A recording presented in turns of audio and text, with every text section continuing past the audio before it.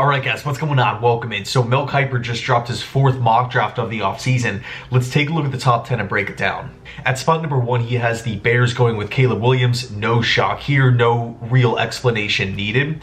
Moving on to spot number 2 here with the Washington Commanders, Jaden Daniels. Now, I feel like, and I've said this a bunch, but I feel like whether the Commanders end up with Jaden Daniels or Drake May, like, if I'm a Commander fan, I'm loving life right now, right? They made so many different acquisitions personnel-wise this offseason, right? They brought in veteran leaders. They brought in positions of need. They obviously have new ownership, a new general manager, a brand new head coach in Dan Quinn, who's done this before, right? He's going to handle the defense side of the football. I believe the defense was ranked either 31st or 32nd a year ago, just struggled mightily, right? So you have Dan Quinn to take the reins there. You have Cliff Kingsbury running the show offensively, who is going to be calling plays, and you have the second overall pick to go land your future franchise quarterback here, along with Marcus Mariota under contract. So, if the quarterback is, if the rookie quarterback isn't ready to play, you have Mariota there to play for whatever it is,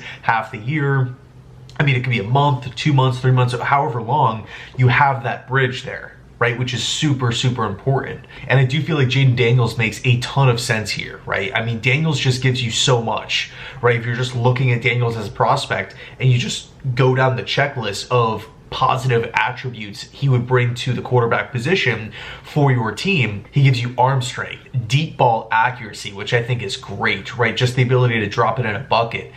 Really accuracy in all three facets. I know there's some questions about the intermediate parts, but I think Daniels will be fine, especially with having a preseason, rookie minicamp, then going into training camp, then going into preseason. I think Daniels will be fine in the intermediate parts of the field. There's a real catchable football. Players hated playing against him. His teammates loved playing with him. Electrifying mobility. And my favorite thing that Daniels possesses, is the ultra fast release. It's so quick.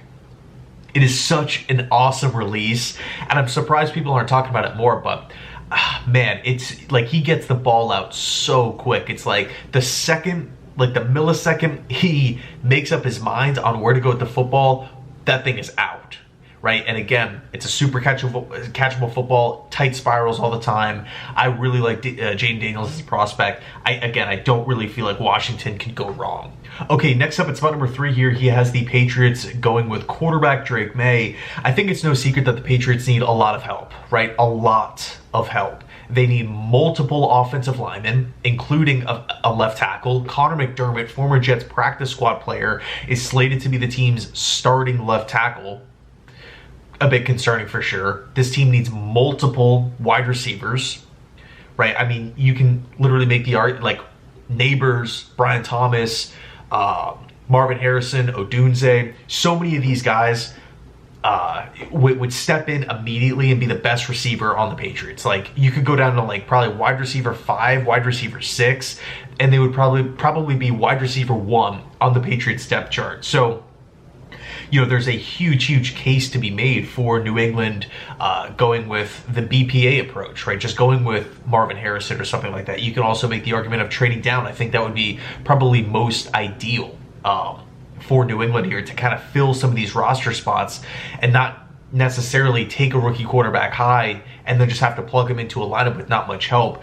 But the one thing that New England does have is Jacoby Brissett there. So, much like Mariota in Washington, Brissett is that bridge guy. So if they just want to say, screw it, we're going to take our young, talented quarterback up at the top of the draft, we're going to sit him a year on the bench, just like Patrick Mahomes did, right? We're going to, it sounds so bad, but just throw Jacoby Brissett to the Wolves with not a lot of help on the offensive line, not a lot of help in the wide receiver category, with the first-year head coach in Jerod Mayo, an AVP coming in the building, which is somebody that Brissett does have experience with. That could work, right? There could be a method to the madness there, essentially, because then you would assume in 2025 May would be ready to go, a full year on the bench, and he would have that time the needed time to develop. So I really don't feel like New England can go wrong here because, again, they have so many roster holes. I mean, we talked about wide receivers before, right? If the Pats just took Marvin Harrison or whoever they thought was wide receiver 1, they would be getting a huge boost at the position. But, I mean, you could say Joe Alt, right? Not necessarily, I'm not like slamming on the table saying that New England should take Joe Alt at 3, but Joe Alt to this team would be a humongous upgrade. It's not ideal, but that's just the reality of the Patriots situation, right? That's just the real world. This team needs a lot of help. So if you are a Pats fan, this is the really cool thing. They can go in a bunch of different areas, and you are literally getting a massive upgrade at that said position. So yeah, Kiper has them going with Drake May. I can definitely see it. Okay, at spot number 4, he has them going wide receiver from Ohio State, Marvin Harrison. Not much explanation needed here, right? You got to go give Kyler Murray a wide receiver 1 on the outside. They lost Hollywood Brown, and you're looking at the division, right? The Rams, great playoff team, right? Seattle, they were a fringe kind of. They were competitive for sure, right around that 500 mark, but they still have a really good football team, right? Obviously the 49ers were in the Super Bowl. You got to get some explosive firepower on the perimeter. Marvin Harrison does bring you that. Wow, okay, so at spot number 5, it looks like he has his first trade here. Vikings moving up to 5, trading back with the LA Chargers. Let's see here. It doesn't look... Oh, yeah, he actually did include the trade compensation. So he is sending pick 11, pick 23, and a first rounder in 2025 to the Chargers. That's totally fair, right? That's what the compensation will look like for a team trying to shoot up into the top 5 to select a quarterback. I know it's a lot, but that's just... It's going to cost a ton to move up into the top 5 this season, especially with all these pre-draft rumors, right? It's one thing if everything is kind of silent and then on draft night you get a call, but I mean, man, you're hearing rumors about the Broncos wanting to trade up, and the Raiders wanting to trade up, and the Vikings wanting to trade up, right? All these different teams wanting to move up to potentially land a quarterback. Yeah, the asking price is going to continue to rise, but of course, JJ McCarthy here to the Vikings, not necessarily what I would do, gotta be honest, if I'm Minnesota, but it does seem likely at this point in time. It does kind of feel realistic. I just don't see Minnesota acquiring the 23rd overall pick to just pick a player there. I feel like offensively speaking, they're really good at major positions, right? Wide receiver, they figured it out. Left tackle with Darrisaw, they figured it out, right? Center and Bradbury, awesome. Hawkinson at tight end. The Vikings have a stacked offense. Now, ideally, you want to add some more pass rush. You know, you can make that point, but again, I feel like at this point in time, it does feel like Minnesota will be coming up for a quarterback. Who is it going to be? I'm not sure, but you know, according to Kiper here, JJ McCarthy. Okay, at spot number 6 here, he has the Giants going with Malik Neighbors, wide receiver from LSU. I love this pick. I really love this pick here. Personally, I'm not drafting a quarterback if I'm the Giants, right? That's just, to me, does not make much sense. I think the Giants need to add more explosion on the offensive side of the football. I don't know how. I mean, I'm not a big Daniel Jones fan, but look at the pieces that have been put around Daniel Jones. Do they have any wide receivers that really strike fear in defensive coordinators? Not really. I like Hyatt's potential. Darren Waller is considering retiring. This is an offense that just does not have explosion. They don't have a ton of pop, excitement in these last handful of years. And then they go out and they lose their most explosive player in Saquon Barkley. They have holes on the offensive line. I mean, there's questions surrounding Brian Daboll. I mean, you got to give this offense, you got to give Daniel Jones a chance. They just gave him a huge contract. I know they can get out of it this year, but to me, if you're signing a quarterback to a 4-year, $100+ million deal, and you're trying to get out of it after one season, to me, that just speaks on the foresight or the lack thereof with the Giants organization. So for me, you got to take the best player available here. And to me, that's Malik Neighbors. Again, Malik Neighbors, much like the New England Patriots situation, he's coming in as the best receiver on the Giants. He's going to be Daniel Jones' probably best weapon that he's ever had in his entire career. You know, and he's specifically checking the boxes of explosiveness and speed. I mean, to me, that this is a can't miss draft pick here for the Giants. I love this. At spot number 7, he has the Titans going with Joe Alt. Again, A+ pick here. I love this. Not really too much explanation needed. They need to keep Will Levis upright. They have to get better in the running game. Joe Alt will come in and do both of those things, upgrading at a humongous position of need at left tackle, pairing him up next to former first-round pick from last year, Peter Skoronski, who was the 11th overall pick, right? They moved on from Andre Dillard. They cashed in with Calvin Ridley. D-Hop is on the roster. I mean, this is a Titans team that's really trying to speed up the rebuilding process. I would go as far as to say they're just reloading, right? And they're really going to give Will Levis a chance to succeed, right? Kind of opposite of the Daniel Jones Giants effect. I mean, we're seeing the Titans be extremely proactive in free agency, saying, no, we need to get Will Levis help. We need to upgrade this offense. If they wanted to, take a full season and really rebuild and not necessarily tank, but shoot for a higher draft pick, they wouldn't have signed Calvin Ridley to a $90+ million deal, right? Just not happening. Joe Alt is a win-now player. He steps in immediately. Love this pick here for Tennessee. Okay, at 8, Dallas Turner, linebacker, edge rusher, going to the Atlanta Falcons. Love this pick here, right? Dallas Turner, in my opinion, is a great system fit for what Raheem Morris wants to do coming off the edge. Turner, in my opinion, would be the best edge rusher on the football team. They have a bunch of young offensive pieces. You just brought in Kirk Cousins. I think the offensive line is totally fine. I mean, offensively speaking, I think they're pretty solid, especially adding Darnell Mooney, which was an underrated contract, 3-year deal, pretty cheap as well. So defensively, though, they got to get a little bit better, and I feel like every year the Falcons are picking 8, and every year the Falcons need pass rush. This year they take a pass rusher at spot number 8. Okay, at spot 9, he has the Chicago Bears going Rome Odunze, wide receiver from Washington. I understand it, right? This is kind of like, I still feel like even after the Keenan Allen acquisition, this is still like the favorite here, right? Rome Odunze to the Bears, go get Caleb Williams, another weapon. Really leave no doubt on the table, right? You're completely eliminating the excuse of Caleb having enough help, right? Because clearly, if the Bears trade for Keenan Allen and they draft Rome Odunze and they already have DJ Moore on the roster, Caleb will have enough help, right? For sure. Here's the thing, though. I think the Bears are probably going to opt for a D-end.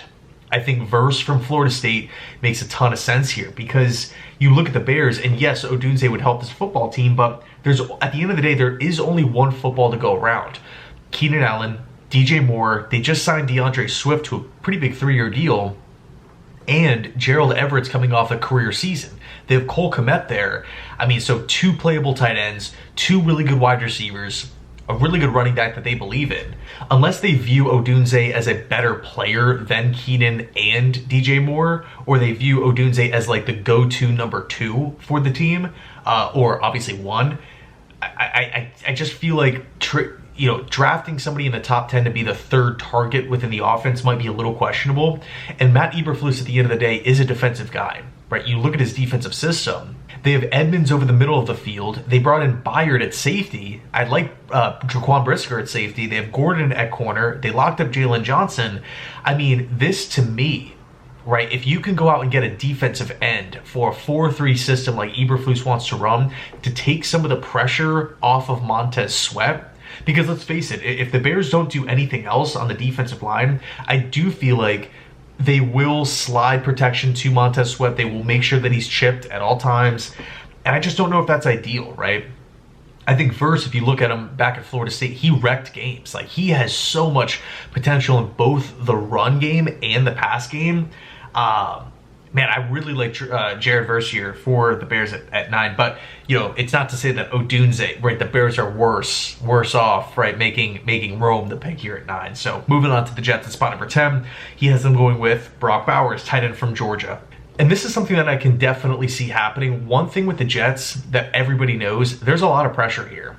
There is so much pressure on Woody. There's pressure on Saleh, on Joe Douglas. I would say there's pressure on Rodgers as well.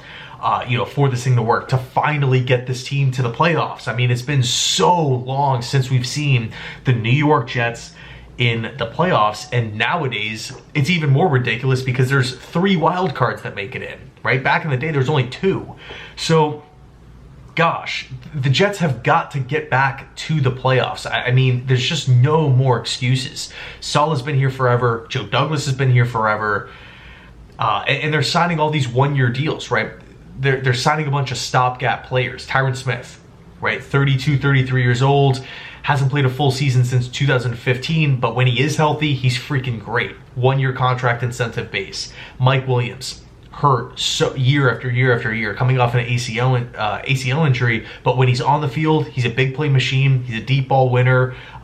Just an exciting wide receiver target with a big catch radius when he's healthy, right? One-year deal, incentive base. Morgan Moses, one-year contract, coming off an injury, but when he's out on the field, he looks pretty good. So the Jets are making all these one-year acquisitions. Brock Bowers, he's better than Conklin. He's better than Jeremy Ruckert. He does a lot of things really well. It's a win-now move. It would give Aaron Rodgers somewhat of a security blanket over the middle of the field. It would also take pressure off of Garrett Wilson on the perimeter, and Mike Williams for that matter, assuming he's 100% healthy. So I think Bowers would instantly give the Jets a playmaking target. He's athletic enough, in my opinion, to move him around the offense. Like, you don't just have to run him like a traditional tight end here. So I could definitely see this happening. For me, though, I think if I was Joe Douglas, I'm more so in the offensive line camp, more so in the wide receiver camp over Bowers, because I still feel like Conklin is a good football player, and I'm not just giving up on Ruckert completely. He flashed, at times last season. But when I look at wide receiver, it's like, man, what happens if Mike Williams isn't healthy? What happens if he gets hurt again? Well, we're back down at the whole Garrett Wilson, Alan Lazard, situation that we had a year ago, right? Jason Brown, Lee Gibson. That it's just not really a place that I want to be, right? Offensive line. What happens if Tyron Smith gets hurt again? Right? We were just talking about it before. He's gotten hurt. He's missed time every year in the past 8-9 seasons. It's not a guarantee that he's just going to come to the New York Jets, play every single snap of every single game, and be 100% healthy, ready for a playoff push. Hopefully that's the case, but just what his resume, what his track record shows is that he always has something going on. He's always getting hurt, right? And keep in mind, this isn't like a finger injury or a wrist injury. No, he's dealt with a back injury. He's dealt with a neck injury, right? Like big injuries that you have to be cautious about.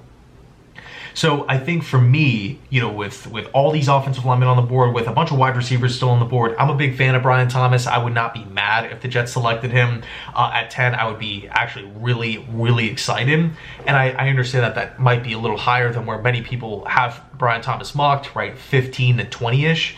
But still, I think Brian Thomas would be a freaking huge acquisition for this Jets team.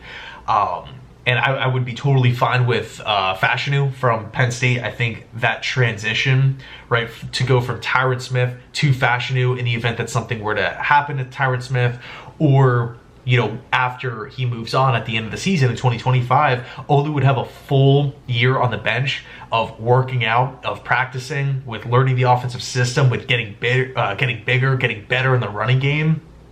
I love that bridge, right? Because think about it. Olu is somebody who is an elite, top of the top pass protector right now. Good size, 6'6". There's a lot of I think Olu's athletic. I think he could transition to the NFL game year one. But the question is running game production, and he might need a little time on the bench for him to kind of round out his game to get a little more polished overall as a tackle prospect. And that's the exact situation that the Jets have, where you have that one-year stopgap player. Think about this too for a sec. Think about the knowledge that Tyron Smith can pass down to Olu day after day, practice after practice, week after week. So much. And just have Fashanu be kind of the Robin to the Batman of Tyron Smith, or like his little brother, essentially, right? Tyron Smith showed this dude the ropes. He's the future of this football team. Tyron Smith, throughout the course of his career, has been a great teammate, a great leader, former All-Pro. I love that transition, right? Take this dude under your wing and teach him everything you know. And Olu would be coming in with no pressure. I just love the fit. I love the fit. I'm a big fan of J.C. Latham too. I know a lot of people are it was weird because like I remember talking about JC Latham like in December, right? Like November, December, and there were a lot of people that were like, no, we don't want him. Don't want JC Latham, not that good. But I just, when I watch JC Latham, I'm just totally impressed, right? There's times where, you know, he's holding on to a defensive end and it doesn't even look like the defense, like the end is trying. He's not even moving it an inch. And it's just like, okay, like what's going on here? And then it kind of hits you. Oh wait, the defensive end is trying his absolute hardest. He can't even get an inch on JC Latham. So Fuaga's still on the board here. I think the Jets can go in a myriad of different directions. But at the end of the day, they will be a better football team with Brian Thomas, with Brock Bowers, with Fashanu, with Fuaga, with Latham, with whoever. Romo Dunze falls and he's the pick. Awesome, we're upgrading there as well. I think the only position that is just questionable for the Jets to draft is defensive end and corner. That's pretty much it, right? If we go in any other position, we are getting a real upgrade. So I think that's important to talk about. Anyway, let me know your thoughts down below in the comment section. Thanks so much for watching, and as always, go Jets.